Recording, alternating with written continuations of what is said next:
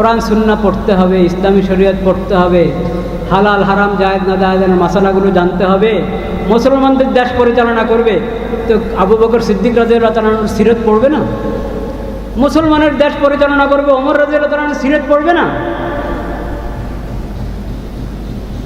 সুন্নতের বিষয়ে এসব চর্চা করা, এটা সিরাতুন নবীর মাহফিল, এটা মিলাদুন নবীর মাহফিল।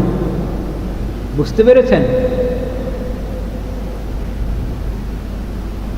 নিজের একবারই রোগ যেখানে যেখানে রোগ, যেখানে ব্যাধি, মূল ব্যাধি, সেখানে হাত না রেখে বাইরে বাইরে ঘুরতে থাকবেন আর সুন্নতার মহব্বতের কথা বলবেন।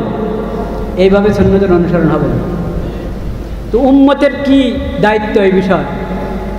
উম্মতের কি করণীয়? তো উম্মত তো বিশাল উম্মত, শাসক গোষ্ঠী উম্মতের একটা অংশ। লাফালাফি বেশি করবা না। 12 কোটিতে গাছের গোড়া আসতে নানা দেবে, মামু বাড়ি দিল্লি গিয়ে পড়বা, বাংলার জমিনে জায়গা হবে না। এ কথা বিশ্বাস করো। বাংলাদেশের মুসলমানদের শরীরে এক বিন্দু রক্ত থাকতে শয়তানের তৈরি করা ধর্ম নিরপেক্ষ মতবাদ বাংলার জমিনে কায়েম হতে দেওয়া হবে না, হবে না।